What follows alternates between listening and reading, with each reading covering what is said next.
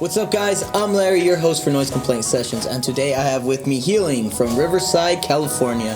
What's up, guys? Hey, how's it going? How you guys doing today? Pretty good. How are you today? I'm doing great. That's good. It's been a good one. Right in the fade. So how did all this get started, Liz? How did the healing start? Or healing? We started in like 2008. We were all just in these other thrash metal groups at the time, and me and this guy had a bunch of like Alan Holdsworth and Mahavishnu Orchestra records. And we got obsessed with like fusion music and synth, so we hit me up and wanted to make a group. So we got this dude, and we got together and called ourselves Telepathy. Yeah, we were helping on making like death metal at the time. Right. So then That was an easily mistaken name, so yeah. Telepathy sounds nearly identical, and we're just a little too much. Yeah, everywhere, like, people were like, we played this, like, show, and they, like, introduced us, they're like, here's telepathy, and, like, it was just... never mind. We should probably rethink what we're trying to do. So where did the name come from? Where did healing, would you guys just pull names out of a hat and just say, hey, I was really into, like, Alan Watts and his, like, lectures on spirituality and stuff at the time. So, and, like, we're all doing, like, psychedelics a lot. Mm-hmm. So, like, I guess that helps. So. The whole goal kind of was to make as cathartic as music as that we could for us. Like, and it was like in motion too. Like, so it's not like you're healed. You're like in progress, and like so being a progressive group would make it. It never sits in one spot. Yeah. Hopefully. So, do you guys have like a favorite venue or promoter that you guys like working with or performing at? I don't know. I haven't found a venue that I would call like home or what I like a lot, but I do like playing house shows that are really cracking. I played a lot of house shows in the Inland Empire that are just a bunch of people smushed in, sweating their asses off, and it's just like people partying, and that's like my favorite thing to do. Energy. Yeah, like there's a stairs, it's so much cooler because you got people all up the stairs partying. Yeah, that's awesome. Yeah, that's fun. Ernie from Trapped Within Burning Machinery, he's like, him and his crew of promoting stuff, they're the ones who hook us up with all the really fun gigs that we get to play out here too. Awesome.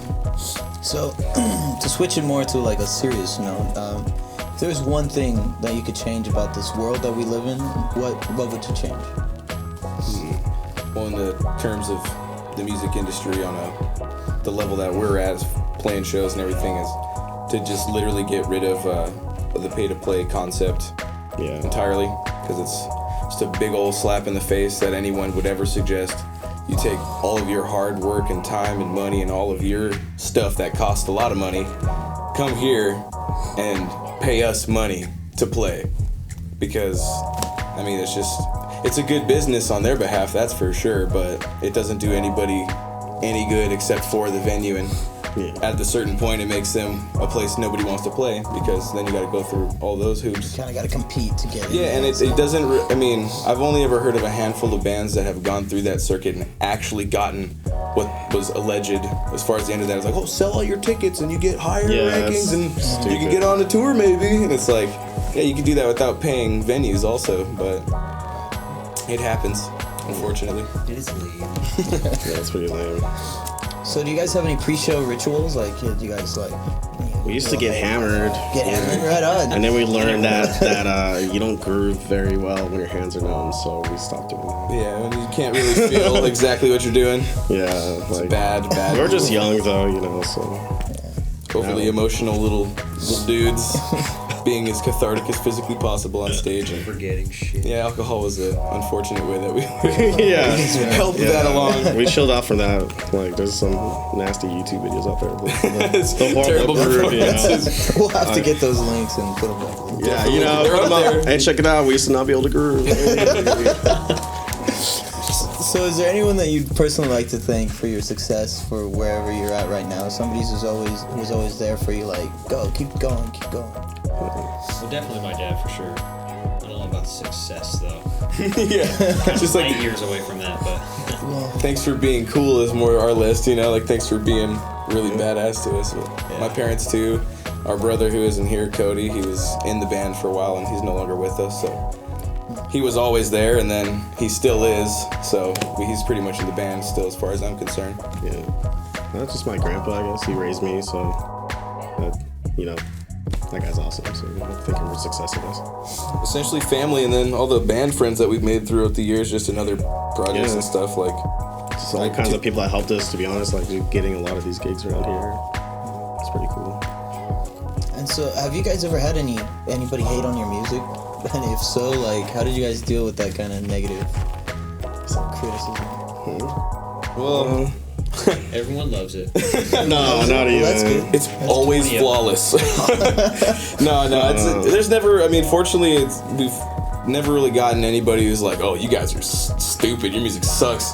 People might not like it, but nobody's really come at us like, "Yeah, you guys are terrible. What are you guys doing?" and stuff. So there was a rumor that people were calling us hipster metal. That was pretty interesting. Hipster metal. Yeah, that was kind of weird. Well, there's metal riffs. I really wouldn't consider us a metal band at the core of it. It's like we're just all versed in doing that from childhood. Yeah, just having so many metal bands, so music's heavy, but if you really listen to it, it's not exactly heavy. I mean, there's like a disco part in one of the songs. So, I mean, Who writes the music for the band? I write a pretty big majority of it usually. So. he's like the origin point for most of it, and it's like a trickle down because he'll come up with some insane shit or something. It just honestly, he just writes badass stuff, but it's usually very difficult. And then I'll look at it and go over it and think like, okay, can we actually physically do this as a band? And then if we can't, I'll try and like Quincy Jones and help rework it into a more physically doable thing. So the guy composed a lot of the whole body and he'll arrange it. And then we bring it to him and he just like actually makes it a real song. Yeah, he'll trim off a lot of the fat off of it too, so it just kind of gets more into its direction. Finalizing it. Yeah, pulling the actual final flow out of a song. Yeah. So. And what do you find yourself like writing about most? Like reality usually, just like, just being extremely real. I mean, we do have a tune about a video game, which is the first song we played here. It was an Aperture about Portal, but mostly it's like just real stuff. If you suffer from depression, it's just like because I kind of do, so I use that as a kind of an outlet, I guess. I don't have better words for it, but I'll do that and then I'll compose a tune, and just basically my whole goal of the tune is so people can experience it and they're like, oh shit, I'm not the only person that feels this, so we can keep progressing. kind of putting like an emotion into it. Yeah, it's supposed to be healing. Yeah, constantly you listen to it and emotion. you're healed, hopefully. Yeah, nothing like religious or purely spiritual. We're just like really about reality, just real. Having to actually face emotions and deal with them. Do you guys have any social medias or shout outs that you'd like to throw out for anybody watching at home? At this point, it's pretty much just Facebook, and then we have Bandcamp. It's Bandcamp, yeah. I think it's bandcamp.com/healingnow1, so you guys can check that out. And then we also have Facebook, which is just healing, or Facebook Healing Now. I think that's it, like / something. I'll probably give you the links or something. Sounds good. Okay. Well, I'm all out of questions. I want to thank my guest, Healing, for being here today. And for more information on noise complaint or Healing, check out the links below. And thank you guys so much. Yeah, thanks for having us. This is awesome.